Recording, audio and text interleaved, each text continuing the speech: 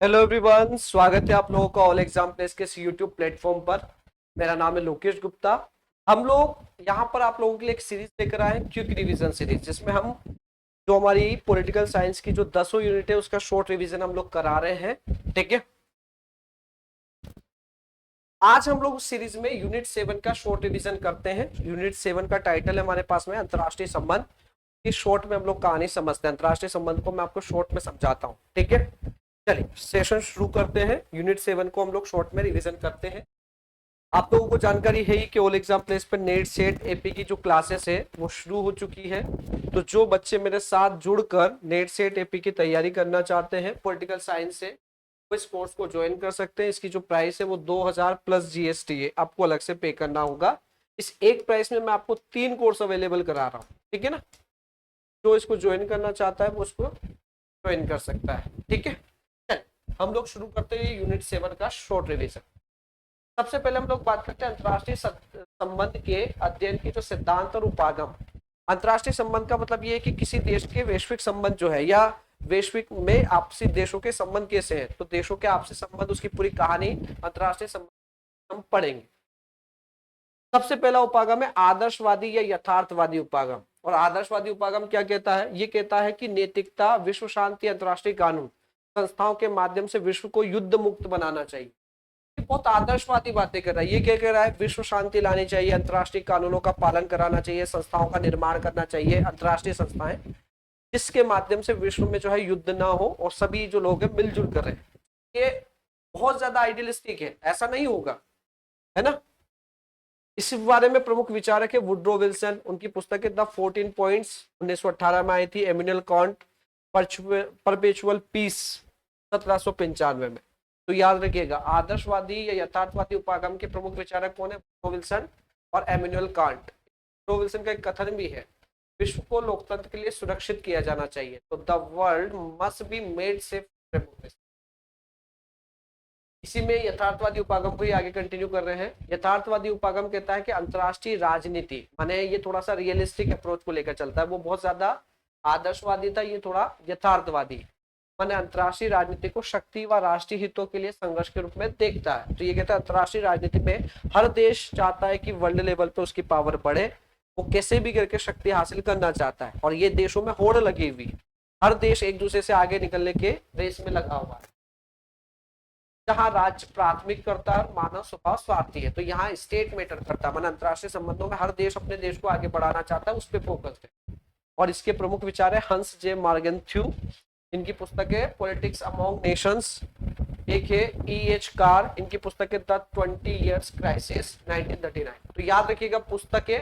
पहले तो आपको आदर्शवादी उपागम के विचारक कौन है? आदर्शवादी उपागम के वुड्रो विल्सन और इमैनुअल कांट, इनकी पुस्तकें याद रखिएगा। फिर यथार्थवादी उपागम के विचारक कौन है? मॉर्गेंथ्यू और ई एच कार। में मॉर्गेंथ्यू का एक स्टेटमेंट याद रखिएगा, अंतरराष्ट्रीय राजनीति अन्य सभी राजनीति की तरह शक्ति के लिए क्या है? एक संघर्ष। फिर इसमें एक सिद्धांत चलता, व्यवस्था सिद्धांत, सिस्टम थ्योरी।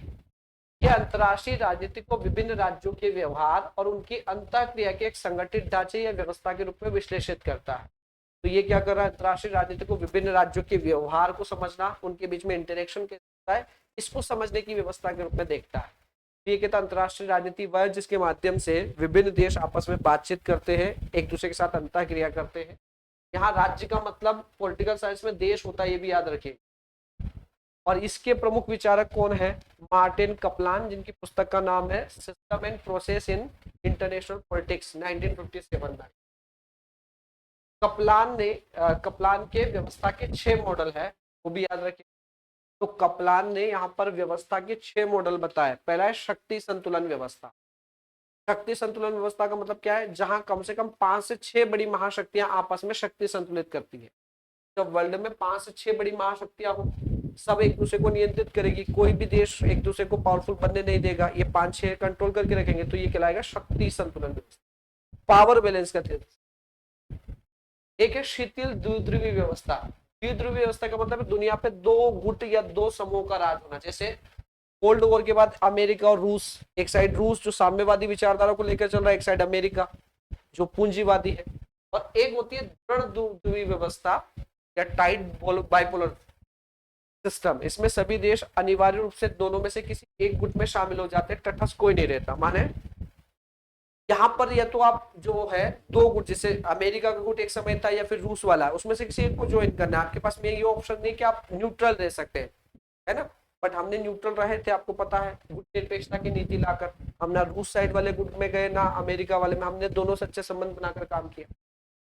तो शक्ति संतुलन व्यवस्था में क्या है, 5-6 देश पावरफुल रहेंगे और सब एक दूसरे को बैलेंस करेंगे। शिथिल द्विध्रुवीय व्यवस्था में क्या रहेंगे, 2 देश रहेंगे, 2 महाशक्ति है, और यही शासन को चला रही है वर्ल्ड लेवल पे। और एक है दृढ़ द्विध्रुवीय व्यवस्था, जिसमें सभी देशों को दोनों में से ज्वाइन करना है।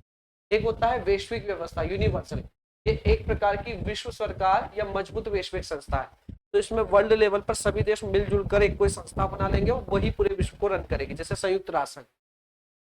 एक होता है हायरार्की इंटरनेशनल सिस्टम, पदानुक्रमित व्यवस्था, इसमें एक ही महाशक्ति पूरी दुनिया को कंट्रोल करेगी। तो जैसे ब्रिटेन था एक जमाने पर, उसी का साम्राज्य था, ब्रिटेन ही पूरी व्यवस्था को कंट्रोल कर रहा था। एक है इकाई वीटो सिस्टम, जहां सभी राज्यों के पास परमाणु हथियार होंगे और सब एक दूसरे को नष्ट करने। तो इकाई वीटो सिस्टम का मतलब यह है कि सब देशों की पावर है, सब एक दूसरे को नष्ट कर सकते तरह की व्यवस्था है कपलान। फिर खेल संचार और निर्णय निर्माण सिद्धांत। खेल सिद्धांत क्या है, ये तार्किक और गणितीय मॉडल का उपयोग करके बताता है कि 2 या 2 से अधिक प्रतिस्पर्धी राज्य संघर्ष की स्थिति में क्या निर्णय लेते। ये बताता है कि भाई 2 या 2 से अधिक राज्य अगर कोई लड़ाई की स्थिति है तो उसमें क्या डिसीजन लेंगे, वो खेल सिद्धांत बताता है। प्रमुख विचार है जॉन वॉन न्यूमैन और ऑस्कर मॉर्गनस्टर्न, इनकी भी पुस्तक है theory of game economic behaviour. ठीक है। फिर ये कहते हैं कि दुनिया में बहुत सारे खेल चल रहे हैं। कौन कौन से खेल, पहला है शून्य योग खेल, जीरो सम गेम, माने एक ऐसा गेम जिसमें एक राज्य का लाभ पूरी तरह और दूसरे राज्य की हानि होती है। माने एक ऐसा राज्य लड़ते हैं, दोनों के बीच संघर्ष है, जिसमें एक राज्य को फायदा हो रहा है, दूसरे का नुकसान हो रहा है। फिर होता है नॉन जीरो सम गेम, माने दोनों पक्षों को साथ साथ लाभ या हानि हो सकती है, दोनों पक्षों को लाभ हो रहा हो, दोनों को हानि हो रही है, तो ये नॉन जीरो सम गेम। फिर एक होता है चिकन गेम या कैदी की दुविधा, है ना, प्रिजनर डायलेमा, माने युद्ध और संकट की रणनीतियों को समझने की मॉडल। फिर एक होता है कम्युनिकेशन थ्योरी। कम्युनिकेशन थ्योरी क्या है, ये सिद्धांत अंतरराष्ट्रीय व्यवस्था में सूचनाओं के प्रवाह, संदेशों के आदान प्रदान और नियंत्रण तंत्र के प्रभाव का अध्ययन करता है। ये सिद्धांत बताता है कि अंतरराष्ट्रीय व्यवस्था में सब देशों को आपस में कम्युनिकेशन करते रहना चाहिए ताकि वैश्विक विवाद बने ना। इसके विचारक है कार्ल डायच, एक पुस्तक है द नर्व्स ऑफ गवर्नमेंट। तो कार्ल डायच की पुस्तक भी याद रखिएगा, और इसके संचार सिद्धांत के प्रवर्तक भी यही है। एक शब्द उन्होंने बताया साइबरनेटिक्स। तो कार्ल डायच ने संचार और नियंत्रण ज्ञान को साइबरनेटिक्स कहा, जहां सरकार और राज्य को स्टीयरिंग तंत्र माना गया है, संचालन तंत्र माना गया। संचार व्यवस्था में 4 मुख्य तत्व हैं। पहला है लीड या अग्रता, किसी अंतरराष्ट्रीय घटना या संकट की जानकारी सरकार के पास कितनी जल्दी पहुंचती है, वो कहलाता है लीड। फिर एक होता है लेग, सूचना मिलने और उस पर वास्तविक निर्णय लेने के बीच का जो समय है। तो अगर आपके पास सूचनाएं पहुंच गई फिर भी आप निर्णय लेने में जो देरी कर रहे हैं, वो समय क्या कहलाता है, आपका लेग। एक होता है लाभ या गेन, सरकार द्वारा किसी दिए गए निर्णय की प्रभावशीलता या उससे होने वाला वास्तविक रणनीतिक लाभ। और एक लास्ट होता है भार या लोड, अंतरराष्ट्रीय व्यवस्था से आने वाली सूचनाओं का कुल दबाव, जिससे सरकार को संभालना होता है। संचार के 4 मुख्य तत्व कौन से, वो याद रखिए। फिर एक सिद्धांत आता है निर्णय निर्माण सिद्धांत, डिसीजन मेकिंग थ्योरी, और यह दृष्टिकोण विदेश नीति के निर्धारण में निर्णय लेने वाले नेताओं के व्यक्तिगत व्यवहार और उनकी परिस्थितियों प्रेरक कारकों का सूक्ष्म बल देता है। ये कहता है कि विदेश नीति के निर्धारण में निर्णय लेने वाले नेताओं का व्यक्तिगत व्यवहार की और उनको मोटिवेट करने वाले जो फैक्टर्स है के अध्ययन पर बल देता है। माने कोई निर्णय किन किन चीजों से जो है प्रभावित होकर लिया जाता है, वही निर्णय निर्माण मॉडल है। इसके विचारक Richard Snyder, H.W. Bruck, Martin Sapin. ठीक है, इनकी पुस्तक भी थी फॉरेन पॉलिसी डिसीजन मेकिंग 1960। फिर एक आता है शक्ति, राष्ट्रीय हित और विचारधारा। अंतर्राष्ट्रीय संबंधों में दूसरे राज्यों के व्यवहार को अपने अनुकूल मोड़ने या प्रभावित करने की क्षमता को क्या कहते हैं? शक्ति। तो शक्ति का सीधा सा मतलब किसी भी देश की वह पावर जिससे वो दूसरे देशों पर नियंत्रण बनाता है, अपने फेवर में काम करने के लिए बाध्य कर सकता है, शक्ति। शक्ति के तत्व है स्थायी या भौगोलिक तत्व। तो पहले शक्ति मिलती है आपकी भूगोल से, मैंने आपका ज्योग्राफिकल लोकेशन कैसी है, स्थिति, आकार, जलवायु से। फिर आपके पास नेचुरल रिसोर्सेस कैसे है, तेल, खनिज और जनसंख्या। ये तीन चीजें आपके भौगोलिक तत्वों के अंतर्गत आती है। और दूसरा आपको शक्ति मिलती है यहाँ पर अस्थायी या मानवीय तत्वों से, जैसे आपकी टेक्नोलॉजिकल डेवलपमेंट कैसा है। जापान, जापान अगर आज कह सकते हैं पावरफुल बना है तो वो अपने तकनीकी विकास से। फिर कोई देश सैन्य क्षमता से भी शक्ति हासिल करता है, राष्ट्रीय चरित्र से, मनोबल से और कूटनीति की गुणवत्ता। शक्ति जो है वो उसमें एक तो आपका आता है शक्ति कैसे मिलती, तो एक तो स्थानीय या भौगोलिक तत्वों से, या एक होता है अस्थायी या मानवीय तत्व। एक होता है शक्ति का अधिग्रहण। शक्ति के अधिग्रहण का मतलब है राज्य अपनी शक्ति को बढ़ाने के लिए जब सेना का मॉडर्नाइजेशन करे, इकोनॉमिक कंडीशन को बेटर करे, गठबंधन बनाए, कूटनीति का उपयोग करे, तो ये कहलाता है शक्ति का अधिग्रहण। माने शक्ति कब प्राप्त की जाती है? शक्ति प्राप्त हो जाती है सेना के थ्रू, अपनी इकोनॉमी के थ्रू, रणनीतिक गठबंधनों के थ्रू, या फिर कूटनीति का प्रयोग करके। शक्ति का उपयोग व सीमा है। शक्ति का उपयोग पुरस्कार, दंड समझाना या बल प्रयोग द्वारा। आपने देखा होगा शक्ति प्रयोग करने के लिए साम दाम दंड भेद की नीति अपनाई जाती है, और इस पर अंतर्राष्ट्रीय कानून, शक्ति संतुलन और सामूहिक सुरक्षाएं सीमाएं लांघते हैं। तो शक्ति जो है यहाँ पर उसको कंट्रोल करना हो तो उसके लिए आपको पुरस्कार, दंड समझाना, बल प्रयोग सब करना पड़ता है, और इस पर जो है सीमाएं लगाते हैं अंतर्राष्ट्रीय कानून। प्रयोग करने पर अंतर्राष्ट्रीय कानून भी प्रतिबंध लगाते हैं। दूसरे आपसे कोई पावरफुल देश बैलेंस कर देंगे, और जब गठबंधन बन जाए, सामूहिक सुरक्षा हो जाए तब भी। अब आपको हम बताते हैं जोसेफ न्याय का शक्ति। जोसेफ न्याय का शक्ति सिद्धांत क्या है। यहाँ पर ये कहते हैं एक पावर होती है हार्ड पावर। हार्ड पावर का मतलब है सेना या आर्थिक शक्ति के दम पर दूसरे देशों को मजबूर करना। सॉफ्ट पावर क्या है, आपके कल्चर के थ्रू आप किसी को जो है अपने देश से अच्छे संबंध बनाने के लिए प्रेरित कर रहे हैं, तो ये सॉफ्ट पावर है, जैसे सांस्कृतिक आकर्षण से। और एक होता है स्मार्ट पावर, दोनों का मिश्रित उपयोग, हार्ड और सॉफ्टवेयर दोनों का उपयोग कर। आपसे ये भी पूछा जाता है हार्ड पावर सॉफ्टवेयर का सिद्धांत किसने दिया? जोसेफ न्याय। सैन्य शक्तियां या आर्थिक स्थिति दिखती है, मूर्त और प्रत्यक्ष होती है। आपका कल्चरल जो है प्रमोशन, ये जो होता है ये अमूर्त होता है, अप्रत्यक्ष होता है। और स्मार्ट पावर रणनीतिक और व्यवहारिक है। हार्ड पावर मुख्यतः सेना और आर्थिक प्रतिबंधों का सहारा लिया जाता है, जबकि हम लोग सॉफ्टवेयर में संस्कृति और राजनीतिक मूल्यों का प्रयोग करते हैं। स्मार्ट पावर में हम लोग करते हैं गठबंधन बना लेंगे कुछ देशों से, या फिर वैश्विक संस्थाओं का निर्माण किया जाता है। ये वाली जो है हार्ड पावर, ये चलती है कैरेट और गाजर से, मतलब जो है गाजर और लाठी सिद्धांत। माने इसमें प्यार से और डरा धमका के दोनों तरीके से काम करने पर बल देते हैं, और ये दिल और दिमाग जीतने पर बल दिया जाता है इसमें, सॉफ्ट पावर में, है ना। तो दूसरे अपनी विचारधारा ही आप समझे, अपने जो कल्चर वो बारे में प्रमोट करिए कि लोग आकर्षित। और ये जो है ये परिस्थिति अनुसार जो है संतुलन बनाने पर बात करते हैं।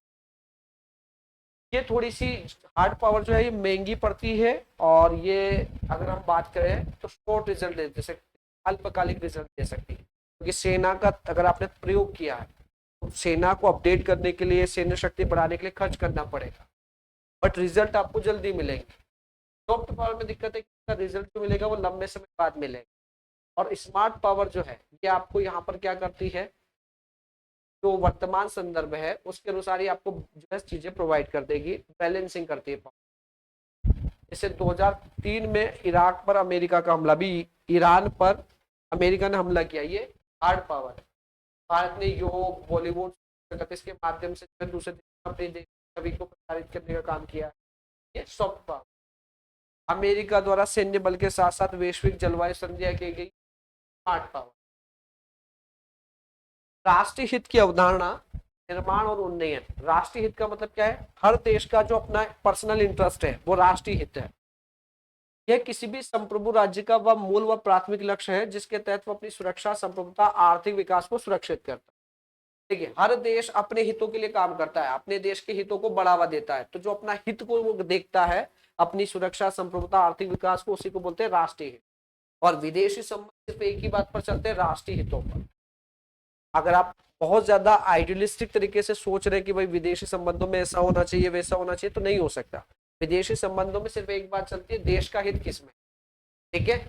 राष्ट्रीय हित का निर्माण होता है आपका इतिहास से, ज्योग्राफी से, राजनीतिक स्थिति से, सुरक्षा आवश्यकताओं से, इकोनॉमिक कंडीशन से, और राजा या शासक वर्ग जो उसकी विचारधारा से। तो आपके राष्ट्रीय हित को प्रभावित कैसे होता है, आपका इतिहास, ज्योग्राफी, पॉलिटिकल कंडीशंस, सुरक्षा आवश्यकता, इकोनॉमिक कंडीशन, शासक वर्ग।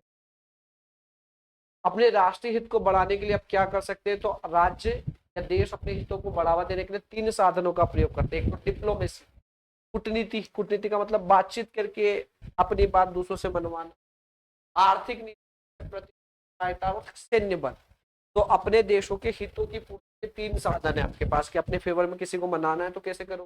वर्ल्ड लेवल पे कोई देश करना चाहे तो पहले तो डिप्लोमेसी का प्रयोग, या फिर इकोनॉमिक तरीका, किसी देश पर आर्थिक रूप से बंद लगा दिया, उसकी मदद कर दी, सहायता दे दी इकोनॉमिक, या फिर सैन्य बल।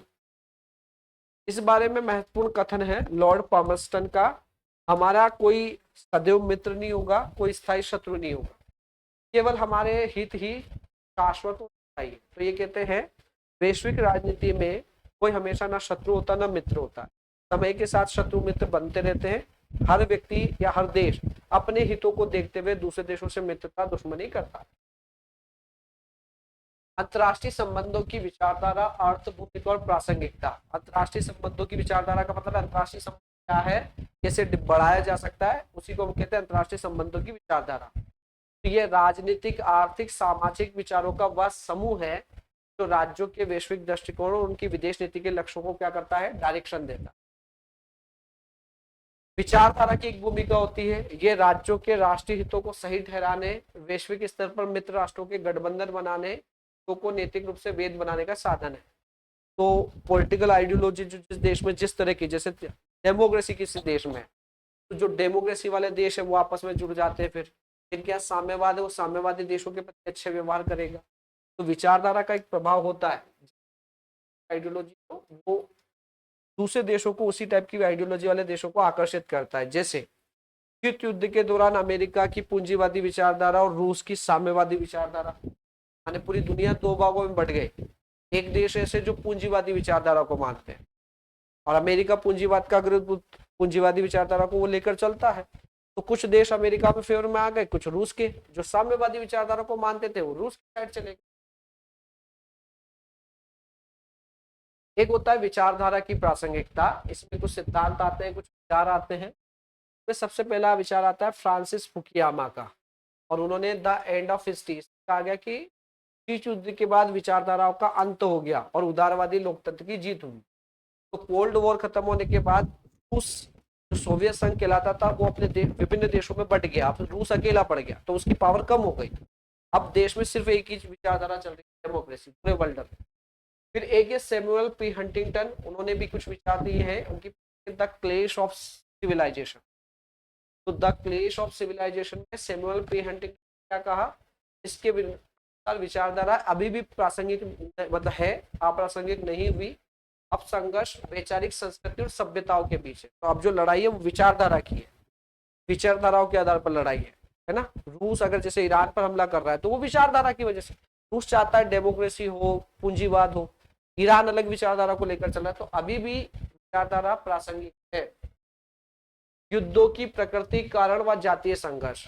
युद्ध की प्रकृति और कारण क्या है, युद्ध क्या है, राज्य और समूह के बीच का वह हिंसक संघर्ष है। तो युद्ध ऐसा संघर्ष जिसमें भू राजस्व या भू राजनीतिक वर्चस्व, संसाधनों पर नियंत्रण, रक्षा दुविधा या वैचारिक मतभेदों के कारण होता है। तो युद्ध होना जरूरी है। युद्ध एक ऐसा हिंसक संघर्ष है जहां पर एक देश दूसरे देश में क्या चाहता है, अपना वर्चस्व चाहता है, उनके संसाधनों पर नियंत्रण करना चाहता है, सुरक्षा दुविधा या वैचारिक मतभेदों के कारण हो रहा है।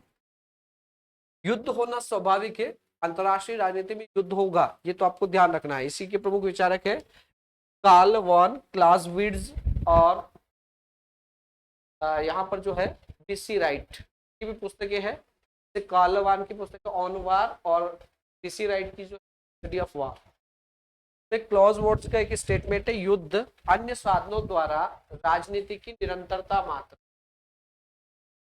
फिर एक देश के भीतर जातीय संघर्ष भी चलते हैं। जाति का मतलब एक समाज, एक तरह के समुदाय या नस्लीय लोगों में जो लड़ाई हो रही है वो कहलाता है क्या, जातीय संघर्ष।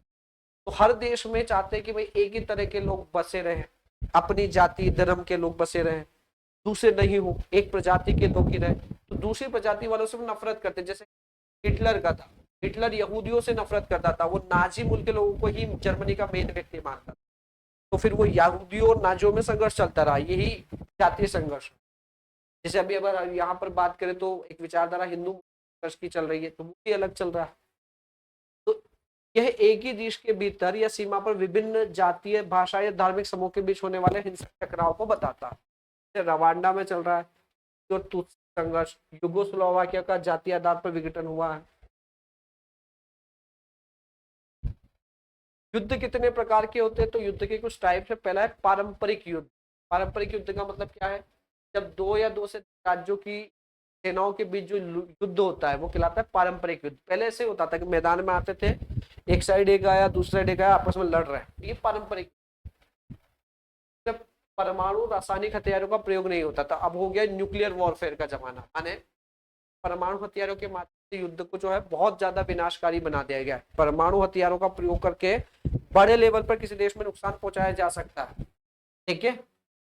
जैसे 1945 में आपको पता है हिरोशिमा, जापान के हिरोशिमा और नागासाकी पर परमाणु हमला किया गया, और इतिहास में एकमात्र उदाहरण है ये जहां परमाणु बम का प्रयोग। फिर एक होता है बायोकेमिकल वॉरफेयर। क्या करना है इसमें, मतलब मैदान में आके नहीं लड़ना है, इंसानों, जानवरों या फसलों को मारना, अपंग करना, इसके लिए जहरीली गैस, रसायन, घातक वायरस सबका प्रयोग किया जाता है। तो जब आप जैविक रासायनिक हथियारों का प्रयोग करके बड़े लेवल पर नुकसान करें तो ये इसी टाइप का। कुछ लोग कोरोना को भी इसे ही मानते हैं, कोरोना भी ऐसे एक एग्जाम्पल मान सकते हैं आप। कुछ लोग कहते हैं कि लोगों ने कोरोना को जानबूझकर लेकर आया ताकि बड़े लेवल पर वर्ल्ड पे नुकसान पहुंचे, और इस पर प्रतिबंध लगाया गया। जैव रासायनिक युद्ध पर प्रतिबंध है 1925 का जो जेनेवा प्रोटोकॉल है, और 1972 का जो जैविक हथियार कन्वेंशन है, बायो जो है वेपन्स कन्वेंशन, ये इस पर बैन लगाता है। तो ध्यान रखिएगा, जैव रासायनिक युद्ध पर प्रतिबंध है 1925 के जेनेवा 72 के जैविक हथियार कन्वेंशन के। शस्त्र स्पर्धा, शस्त्र नियंत्रण और निरस्त्रीकरण या निशस्त्रीकरण। तो एक शब्द आपने सुना होगा आर्म रेस, आर्म कंट्रोल और डिसआर्मामेंट, माने शस्त्र स्पर्धा। जब हर देश दुनिया में शस्त्र बढ़ाने पर लगे, हथियारों की वृद्धि करने पर लगे, तो ये शस्त्र स्पर्धा कहलाता है। तो ये विभिन्न राज्यों के बीच सैन्य बढ़त हासिल करने के लिए ज्यादा से ज्यादा घातक हथियारों के निर्माण की होड़ है। तो शस्त्र प्रतिस्पर्धा का मतलब क्या, जब सारे देश विश्व में एक दूसरे से ज्यादा हथियार इकट्ठे करने, घातक हथियार बनाने में लगे हो, तो ये शस्त्र स्पर्धा है। इसको कंट्रोल करना चाहिए, नियंत्रित करना चाहिए। तो इसका मतलब पूर्णतः निशस्त्रीकरण नहीं है, मतलब पूरी तरह हथियारों को त्यागना नहीं है। इसका मतलब है संधियों के माध्यम से ज्यादा घातक हथियारों के निर्माण को कम किया जाए ताकि बड़े लेवल पे नुकसान ना पहुंचाए। जैसे एक संधि हुई थी साल्ट नाम से, है ना, स्ट्रेटेजिक आर्म्स लिमिटेशन टास्क, और एक होता है स्टार्ट संधि। तो यहाँ पर रूस और अमेरिका के बीच में स्टार्ट और साल्ट नामक संधियां हो चुकी है हथियारों के कंट्रोल से। एक होता है निशस्त्रीकरण, इसका मतलब क्या है, पूरी तरह से हथियार को त्याग देना। तो पूरी तरह से मौजूदा हथियारों को त्याग देना, परमाणु हथियार और जो सामूहिक विनाश के हथियार, इसको पूरी तरह से समाप्त करना या कम करना निशस्त्रीकरण कहलाता। और इसके लिए भी कुछ संधियां हो चुकी है। एक एनपीटी, नॉन प्रोलिफरेशन ट्रीटी 1968 में। एक सीटीबीटी नाम की संधि हुई थी परमाणु हथियारों के प्रयोग पर प्रतिबंध लगाने के लिए। कॉम्प्रिहेंसिव टेस्ट बैन ट्रीटी 1996 में। तो याद रखिएगा एनपीटी हुई है, एनपीटी 1968 और 1996 में सीटीबीटी। भारत ने दोनों पर साइन नहीं किया, भारत ने साइन नहीं किए दोनों पर, तो दोनों के साइन नहीं किया भारत ने, ना एनपीटी पे ना सीटीबीटी। विवादों का शांतिपूर्ण समाधान और कूटनीति। तो अंतरराष्ट्रीय राजनीति में कुछ लोग ऐसा कहते हैं कि विवादों का शांतिपूर्ण समाधान करना चाहिए, और संयुक्त राष्ट्र का चार्टर जो अनुच्छेद 33 भी कहता है बिना किसी युद्ध के जो है विवादों को आपसी बातचीत सुलझाना। तो बिना किसी युद्ध के राज्यों को बातचीत जब से या अन्य जो लोकतांत्रिक तरीके उसके माध्यम से जो है विवादों को सुलझाना चाहिए। इसी को हम बोलते हैं विवादों का शांतिपूर्ण समाधान। कैसे किया जा सकता है? तो एक तरीका है बातचीत का। तो अंतर्राष्ट्रीय विवादों को सुलझाने का एक तरीका है कि दोनों पक्ष जिन वो आपस में बातचीत करें। एक तरीका है मीडिएटर का, मीडिएशन का, कि कोई तीसरा पक्ष दोनों के बीच में मीडिएटर का काम करते। ठीक है, तो किसी पक्ष द्वारा समाधान का प्रस्ताव देना, जैसे भारत पाकिस्तान के बीच है तो अभी कुछ लोग कहते हैं कि वार्ता होनी चाहिए, कुछ लोग कह रहे हैं, अमेरिका कभी कभी कह देता है कि हम मीडिएटर की भूमिका निभा सकते हैं दोनों के बीच। एक होता है आर्बिट्रेशन, पंच निर्णय, विवाद को किसी ट्रिब्यूनल के पास सौंप दो। तो दोनों के बीच में, दो देशों के बीच में जो विवाद है वो किसी ट्रिब्यूनल के पास भेज दो, राष्ट्रीय न्यायालय उसके पास भेज दो। अंतर्राष्ट्रीय न्यायालय के थ्रू भी न्यायिक समाधान हो सकता है। और एक होता है कूटनीति के थ्रू, माने आपस में बातचीत करना, एक दूसरे देशों में प्रतिनिधि भेजना, संधि कर लेना, संवाद करना, इसके माध्यम से भी विवादों का समाधान किया जा सकता है। तो विवाद समाधान के ये सारे तरीके हैं। कूटनीति कितने प्रकार की होती है? एक होती है गुप्त कूटनीति, खुली कूटनीति, और एक होती है शटल कूटनीति। तो गुप्त, खुली और शटल। शीत युद्ध, कूटनिरपेक्षता और वैश्वीकरण क्या होता है? शीत युद्ध का मतलब समझते हैं? शीत युद्ध का मतलब है वैचारिक लड़ाई है। जैसे मैदान में जो आमने सामने सेना के बीच में लड़ाई होती है उसको हॉट वॉर बोलते हैं, कोल्ड वॉर नहीं बोलेंगे। उष्ण युद्ध या ग्रीष्म युद्ध जिसको हम बोलेंगे। शीत युद्ध का मतलब क्या है? विचारधारा की लड़ाई। और ये हमारे यहाँ द्वितीय के बाद शुरू, एक साइड रूस जो साम्यवादी विचारधारा को लेकर चल रहा है, एक साइड अमेरिका जो पूंजीवादी विचारधारा को लेकर चल रहा है। रूस चाहता है कि पूरे वर्ल्ड में उसकी जैसी व्यवस्था आ जाए, अमेरिका चाहता है उसकी जैसी व्यवस्था आ जाए। तो ये जो विचारधारा की लड़ाई हुई है इसी को हम बोलते हैं यहाँ पर शीत युद्ध। तो अमेरिका और सोवियत संघ के बीच का वैचारिक, राजनीतिक, आर्थिक और अप्रत्यक्ष तनाव जो कभी युद्ध में नहीं बदला। शीत युद्ध सबसे पहले शब्द जो है वो सबसे पहले यूज किया था बर्नार्ड बारूक ने। तो शीत युद्ध यूज किया था बर्नार्ड बारूक ने, और इसको फेमस किया है वॉल्टर लिपमैन ने। तो आपसे पूछा जाए कि ये शीत युद्ध शब्द सबसे पहले किसने दिया? बर्नार्ड बारूक ने। तो फेमस किसने किया? Walter Lipman. सैन्य गठबंधन क्या होता है? तो विभिन्न देशों में आपस में गठबंधन हो जाना, तो बोलते सैन्य गठबंधन। शीत युद्ध के दौरान दोनों महाशक्तियों ने सुरक्षा और राजनीतिक प्रभाव बढ़ाने के लिए सामूहिक बल दिया और सैन्य ब्लॉक बना। माने इन्होंने क्या किया? अमेरिका के जो कुछ समर्थक देश थे उन्होंने आपस में समझौता कर लिया, सैन्य गठबंधन बना लिया कि भाई दूसरे एक दूसरे की मदद करेंगे युद्ध की स्थिति में। जैसे पश्चिमी देशों ने बनाया अपना, जैसे नाटो नाम का एक सैन्य गठबंधन है ना, एक सीटो नाम का चलता है। तो नाटो बना 1949 में, सीटो बना 1954 में, एक सेंटो बना था 1955 में।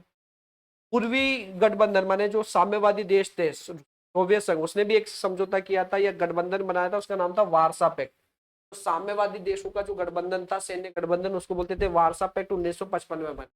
और जो डेमोक्रेटिक देश थे उन्होंने बना लिया, जिसका नाम अभी नाटो ज्यादा फेमस। और बेल्जियम की राजधानी ब्रुसेल्स में इसका मुख्यालय, तो हेडक्वार्टर है ब्रुसेल्स में, बेल्जियम। टीटो और एक सेंटो कब बना वो भी याद रखिए।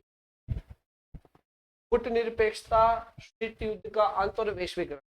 अब देखिए ये जो शीत युद्ध चल रहा था इस स्थिति में भारत ने ये किया, भारत और कुछ अन्य देशों ने कूटनिरपेक्षता की नीति अपनाई। माने हमने कहा कि हम ना रूस वाले गुट में जाएंगे ना अमेरिका वाले में, दोनों से अच्छे संबंध बनाकर काम करेंगे। इसी को बोलते हैं नॉन अलाइनमेंट मूवमेंट। तो जो नए नए देश आजाद हुए थे उस समय उन देशों ने कहा कि हम दोनों गुट की ओर नहीं जा रहे, ना अमेरिका साइड ना रूस साइड, किसी भी महाशक्ति के सैन्य गुट में शामिल नहीं होंगे। हम हमारी विदेश नीति को स्वतंत्र रूप से संचालित करेंगे, ना रूस के इशारे पे चलेंगे ना अमेरिका। इसी को बोलते हैं गुट निरपेक्षता। और इसके प्रणेता है पंडित नेहरू, भारत से, यूगोस्लोवाकिया से थे, टीटो नाम के जो राष्ट्रपति थे वहां के, और गमाल अब्दुल नासिर मिस्र के, इन लोगों ने शुरू किया। इसका 7वां सम्मेलन 1983 में नई दिल्ली में हुआ, जबकि सबसे लेटेस्ट जो सम्मेलन हुआ वो हुआ है कंपाला में 2024 में। तो आपसे पूछा जाए नॉन अलाइनमेंट मूवमेंट मैंने गुट निरपेक्ष आंदोलन का सम्मेलन लेटेस्ट कहाँ हुआ? तो 2024 में युगांडा कंपाला। भारत वर्तमान में पारंपरिक गुट निरपेक्षता से आगे बढ़कर राष्ट्रीय हित के आधार पर बहुध्रुवीय गठबंधन की अपनाता है। तो अब थोड़ा सा गुट निरपेक्षता का समय भी खत्म हो गया है, क्योंकि रीजन ये कि उस समय ही बनाया गया था ये जब दो ग्रुप थे, एक साइड रूस, एक साइड अमेरिका। बट 1991 के बाद जब सोवियत संघ का विघटन हुआ तब तो ये बनाने की पड़ रही है। अब भारत बहुत सारे देशों से अच्छे संबंध बनाकर काम कर रहा है, तो हम बहुध्रुवीयता की रणनीति अपना रहे हैं, बहुत सारे देशों के साथ काम कर रहे हैं। शीत युद्ध खत्म हो गया 1991 जब सोवियत संघ का विघटन हुआ, उसके बाद से शीत खत्म। अब अमेरिका ही एकमात्र वैश्विक संकट देखने को मिल रही है। और शीत युद्ध के बाद वैश्वीकरण बढ़ा। वैश्वीकरण मतलब सारे देश आपस में कनेक्ट हो गए, वसुदेव कुटुंबकम की अवधारणा। तो ये शीत युद्ध के बाद दुनिया भर में आर्थिक, राजनीतिक, सांस्कृतिक और तकनीकी स्तर पर बाधाओं को हटाकर बड़ी हुई एकीकरण वैश्विक प्रक्रिया। वैश्वीकरण की अगर हम बात करें, समर्थक है, विचारक जो है वो रॉबर्ट कोहन और जोसेफ। इनकी पुस्तक पावर एंड इंटरडिपेंडेंस 1977 में आई थी। इन्होंने कॉम्प्लेक्स इंटरडिपेंडेंस का सिद्धांत दिया, जटिल अंतःनिर्भरता, माने अब सारे देश ऐसे जुड़ गए हैं कि उनको अलग नहीं किया जा सकता। फिर एक पंचशील का सिद्धांत चलता है। तो भारत और चीन के बीच में 1954 में एक समझौता हुआ था जिसको बोलते पंचशील समझौता। ये जो प्रधानमंत्री थे और भारत के जो प्रधानमंत्री, उनके चाओ एनलाई के प्रधानमंत्री थे, बाद में पंडित थे।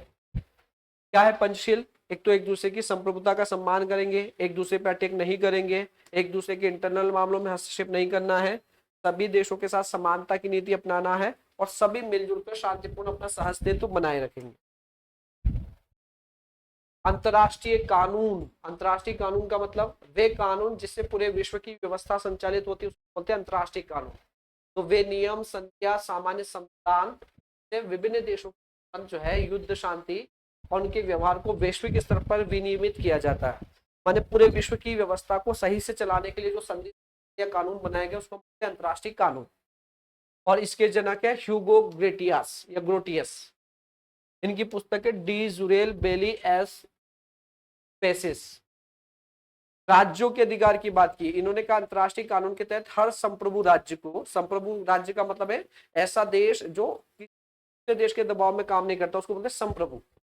इन्होंने संप्रभु राज्य को संप्रभु समानता, प्रादेशिक अखंडता, स्वतंत्रता और आत्मरक्षा का कानूनी अधिकार प्राप्त है। राज्यों के क्या कर्तव्य, देश के क्या कर्तव्य? देशों का कर्तव्य है कि वे एक दूसरे की संप्रभुता का सम्मान करें, अंतर्राष्ट्रीय कानूनों का, संधियों का पालन करें और अपनी जिम्मेदारी। इसी में कहा गया हस्तक्षेप, संधि विधि और युद्धों पर रोक मतलब क्या है? यह किसी एक या अधिक राज्यों द्वारा किसी दूसरे राज्य के आंतरिक बाहरी मामलों में उसके के विरुद्ध बलपूर्वक, दबावपूर्वक, तानाशाही तरीके से किया जाने वाला हस्तक्षेप है। तो दूसरों के मामले में, दूसरे देशों के इंटरनल मामले में कोई देश जब इंटरफेयर कर रहा है तो इसको हस्तक्षेप। तो दूसरे देशों के मामले में उसकी देश की इच्छा के विरुद्ध बलपूर्वक, दबावपूर्वक हस्तक्षेप। संयुक्त राष्ट्र चार्टर का अध्याय 7 कहता है सामूहिक सुरक्षा या मानवीय आधार पर ही हस्तक्षेप किया जा सकता है, अदरवाइज नहीं करता। माने हर देश को अपनी जिम्मेदारी, अपना काम ही करना चाहिए, अपने देश के हितों को सोचना चाहिए, दूसरे देशों के इंटरनल मामले में इंटरफेयर नहीं, जब तक कोई विशेष परिस्थिति ना बन जाए, जैसे सामूहिक सुरक्षा या मानवीय आधार, इसके अलावा नहीं। जैसे किसी देश में अगर मानव अधिकारों का उल्लंघन हो रहा है तो फिर वहां हस्तक्षेप कर सकते हैं। जैसे ईरान पर अटैक किया अमेरिका ने, क्यों किया? तो यहाँ पर अमेरिका कहना कि ईरान में मानव अधिकारों का उल्लंघन हो रहा है, इसलिए हम हस्तक्षेप कर रहे हैं। संधि विधि, लॉ ऑफ ट्रीटीज, ये अंतरराष्ट्रीय संधियों के निर्माण, उसके लागू होने, वैधता, व्याख्या, संशोधन और समाप्ति को विनियमित करने वाले कानूनी नियमों का ढांचा है। तो विभिन्न देशों को बीच में संधियां कैसे होगी ये सब बताता है संधि विधि। और इसके लिए 1969 में वियना कन्वेंशन हुआ है, तो संधियों की संधि कहते हैं। तो वियना कन्वेंशन कि विभिन्न देश आपस में कैसे करेंगे। युद्धों पर रोक और उन्मूलन, ये वैश्विक शांति बनाए रखने के लिए अंतर्राष्ट्रीय संधियों जैसे 1928 का केलॉग ब्रिया पैक्ट और आधुनिक संयुक्त राष्ट्र व्यवस्था के तहत आक्रामक युद्धों को अवैध घोषित करने की व्यवस्था है। फिर संयुक्त राष्ट्र का चार्टर, उसका अनुच्छेद 2.4, ये क्या कहता है? ये सभी देशों को किसी अन्य देश के क्षेत्रीय अखंडता या राजनीतिक सत्ता के विरुद्ध बल के प्रयोग, उसकी धमकी देने को पूरी तरह से प्रतिबंध करता है। यानी ये भी ये कहता है हस्तक्षेप करना है, वो बल प्रयोग नहीं करना है कोई देश के मामले में। अब हम बात करते हैं एम्यूनल वॉलेंस्टीन का सिद्धांत। तो हम लोग अगला एक सिद्धांत देखने वाले हैं, एम्यूनल वॉलेंस्टीन का व्यवस्था सिद्धांत। इन्होंने यहाँ पर 3 टियर ग्लोबल स्ट्रक्चर मॉडल दिया है। सबसे पहला है कोर परिधि, आपने सुना होगा सिद्धांत कोर, अर्ध परिधि और परिधि सिद्धांत। कोर का मतलब क्या है? वैश्विक व्यवस्था के कोर में, है ना, जैसे आपने पृथ्वी में पढ़ा होगा ना, कोर मेंटल, ऐसे सबसे सेंटर में जो होता है ये कोर है। कोर में वह राज्य आते हैं जो पूरी व्यवस्था को कंट्रोल करते हैं, जैसे महाशक्तियां जिसको आप कहते हैं, जैसे अमेरिका, ये सब कोर में आते हैं। इसके बाहर कुछ ऐसे देश आते हैं जो औद्योगिक रूप से और विकसित है और शक्तिशाली भी है। फिर सबसे बाहर में वो आते हैं पिछड़े देश, वो सबसे बाहर में होता है। ये जो कोर में जो देश है ये पूंजी प्रदान है, यहाँ अच्छा वेतन भत्ते मिलता है, तकनीकी जानकारी है। अर्ध परिधि वाले जो देश है, जो बीच वाले हैं, वो क्या है? वो निश्चित अर्थव्यवस्था और कोर और परिधि के बीच में होते हैं, ये मैन्युफैक्चरिंग हब होते हैं। और ये जो सबसे बाहरी परिधि वाले होते हैं, यहाँ पिछड़े देश है, कच्चा माल ज्यादा होता है, श्रम प्रदान होता है, यहाँ वेतन भी कम मिलता है और कच्चे माल को निकाल कर ही उसको बेचकर अपना जीवन यापन करते हैं। ये जो बीच वाले देश है, माने जो कोर में है, वो कोर क्या कर रहे हैं? दूसरे देशों को कंट्रोल कर रहे हैं, लोग कर रहे हैं, ठीक है। और ये बीच वाले जो अर्ध परिधि वाले, ये परिधि का शोषण करते हैं और स्वयं है इसके द्वारा शोषित। ये क्या करते हैं? ये वाले इसका शोषण करें और ये इसके द्वारा शोषित भी, ठीक है। पूंजी का प्रवाह देखिए, तो यहाँ पर अगर आप बात करेंगे, सेंटर में जो सबसे ज्यादा है, कोर में जो देश है, वो क्या करते हैं? यहाँ पूंजी प्रधान वस्तुएं बनती है, ये चीजें बनाते हैं और इन देशों को, पिछड़े देशों को बेचते हैं। फिर ये जो बीच वाले देश है, ये इस कोर वाले देश से चीजें खरीदते हैं और आपूर्ति करते हैं। और ये क्या करते हैं? ये माल, ये जो सेंटर में जो देश कोर में, ये माल बेचते हैं बाहर वाले देशों और यहाँ से कच्चा माल यहाँ आता। का एग्जाम्पल, कोर में कौन कौन आता है? तो अमेरिका या यूरोपीय देश, जापान आता है। इसमें कौन आता है? तो भारत आता है अर्ध परिधि बीच वाले में, भारत, चीन, ब्राजील। और जो पिछड़े देश है वो आते हैं सबसे बाहर परिधि। 3 बताया गया है, सबसे सेंटर में कुछ देश है, उसके बाहर कुछ देश है और फिर सबसे बाहर। एक ही कुछ फैक्ट आपको बताए गए हैं, सीधा सीधा पढ़ लीजिएगा। रक्षात्मक यथार्थवाद, ये दिया है केनेथ वोल्टेज का सिद्धांत है ये। तो केनेथ वोल्टेज ने डिफेंस का सिद्धांत दिया है। इसमें कहा गया राज्य केवल अपनी सुरक्षा बनाए रखने और यथावस्था स्थिति करता है। तो कोई भी देश शक्ति क्यों संचित कर रहा है? अपनी सुरक्षा के लिए और यथा स्थिति बनाए रखने। देखिए ऑफेंसिव रियलिज्म, आक्रामक यथार्थवाद, और ये दिया है जॉन मियर साइमन ने। जॉन मियर साइमन का कहना है कि अंतरराष्ट्रीय व्यवस्था राज्यों को शक्ति के अधिकतम विस्तार और वैश्विक वर्चस्व के लिए मजबूर करती है। तो अंतरराष्ट्रीय व्यवस्था ही ऐसी है कि राज्यों को अपनी शक्ति बढ़ाने के लिए और वैश्विक स्तर पर चीजों को कंट्रोल करने के लिए। एक नवशास्त्रीय यथार्थवाद है गिदोन रोज ने। गिदोन रोज ने क्या कहा? ये दृष्टिकोण वैश्विक संरचनात्मक दबावों के साथ साथ नेताओं की व्यक्तिगत धारणाओं, घरेलू राजनीति को मिलाकर विदेश नीति समझाता है। फिर एक होता है सिक्योरिटी डायलेमा का सिद्धांत, जो जॉन हर्ट्ज ने दिया है। सिक्योरिटी डायलेमा का सिद्धांत इंपोर्टेंट है, वो याद रखिएगा, जॉन हर्ट्ज का है। जब तक एक राज्य या जब एक राज्य सुरक्षा के लिए अपनी सैन्य शक्ति बढ़ाता है तो दूसरा खतरा महसूस करता है, वो भी अपने हथियार बढ़ाने लगता है।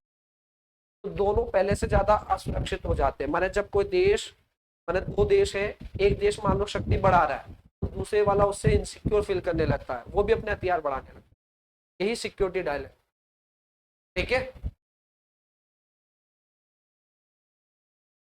फिर एक चिकन गेम, क्यूबा मिसाइल संकट, तो ये परमाणु संकट के उस मोड़ को दर्शाता है जहां दोनों पक्ष पीछे हटने को तैयार नहीं होते, लेकिन नाम मुड़ने पर दोनों का पूर्ण विनाश निश्चित है।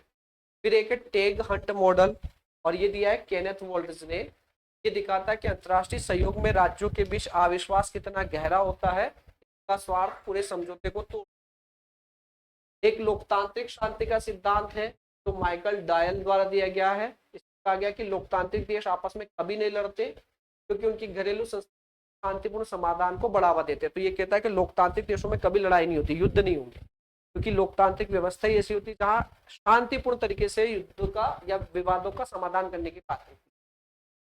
तो माइकल डायल का सिद्धांत हो गया लोकतांत्रिक शांति का। अगला है शक्ति संघर्ष का सिद्धांत जो दिया है ऑर्गेनेस्की ने, और इसमें कहा है वैश्विक युद्ध तब होते हैं जब एक उभरती हुई महाशक्ति स्थापित महाशक्ति के बराबर पहुंचकर व्यवस्था बदलना चाहती है। तो शक्ति संक्रमण का सिद्धांत कहती है कि युद्ध तब हो गए जब ऑलरेडी जो महाशक्ति उसको हटाने के लिए कोई दूसरी महाशक्ति आती है। जैसे अभी अमेरिका चीन, अमेरिका ऑलरेडी महाशक्ति है, चीन उसके बराबर आने की कोशिश कर रहा है, तो आपस में युद्ध होने की संभावना बनेगी।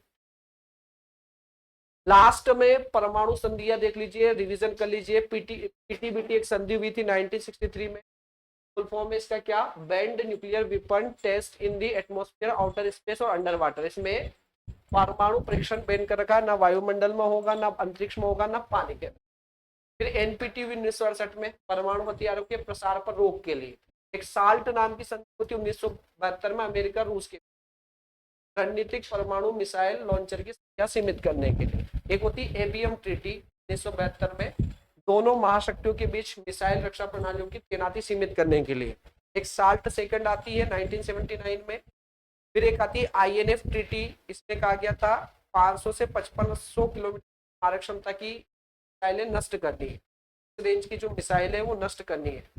ये 1987 में आई। फिर एक स्टार्ट फर्स्ट आई थी, इतिहास की सबसे बड़ी संधि है के तहत परमाणु हथियारों में 80% की कटौती की बात की। स्टार्ट सेकंड 1993 में आई और इसने आईसीबीएम मतलब अंतर महाद्वीपीय मिसाइल जो है उस पर वारहेड के उपयोग को रोकने के प्रयास की बात की। फिर परमाणु हथियारों के विस्फोट को प्रतिबंधित करने के लिए आई थी सीटीबीटी 1996 में।